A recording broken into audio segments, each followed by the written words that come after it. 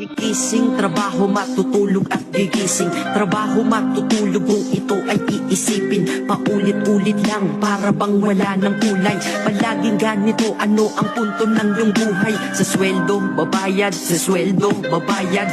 Kakasweldo lang pero ubos ang pera kagad. Ito ba talaga ang binigay na kapalaran? Hindi ka mabubuhay kung hindi mo babayaran. Mahirap pala to, sana maaga kong nalaman. Para kang malayang preso pag di ka anak mayaman. Dahil aking napuna kapag bumiyahe sa umaga. Mga tao sa paligid ko hindi rin maligaya. Tayo ay mga alipin sa moderno na lipunan. Magandang kinabukasan kailangang pag-ipunan. Pero pagkatapos nun, ano ba ang kasunod? Ika'y magkakasakit, mamamatay ka ng pagod. Di ba napakalupit? Ganito ba talaga? Habang nabubuhay ka, pera ang mahalaga. Kaya magtrabaho ka, magbanat ka ng buto.